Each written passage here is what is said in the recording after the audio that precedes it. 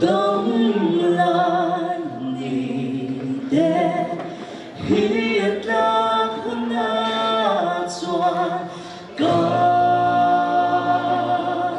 chua sân nam lui vui không môi ta ca chấp tua đi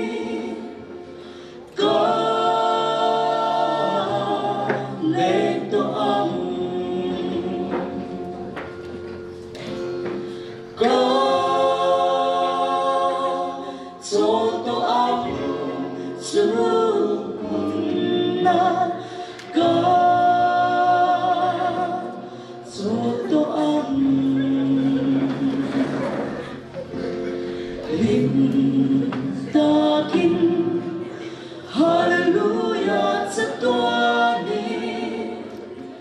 ca cho tua ông in không tôi ông lần ta hoa say chữ tua đã ngồi chịu cánh cánh đê đê nắng sông đã nô mong mòn na buông chữ tua đã ngồi chịu cánh cánh đê đê chữ đông ngô ya với cha na về ông lô in lên lô mi cha tua nằm môi chữ cánh bắn nề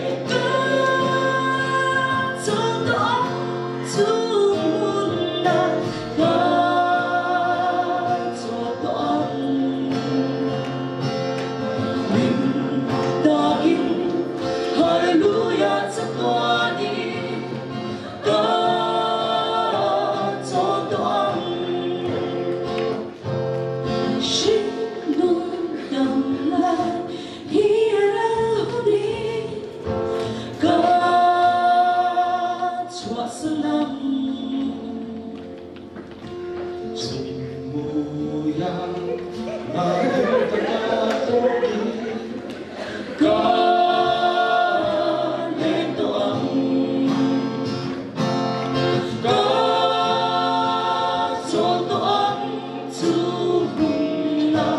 ca cho tua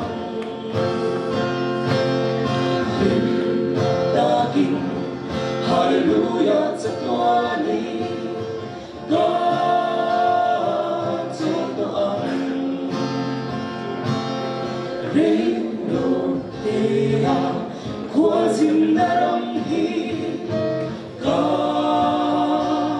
cho sân nam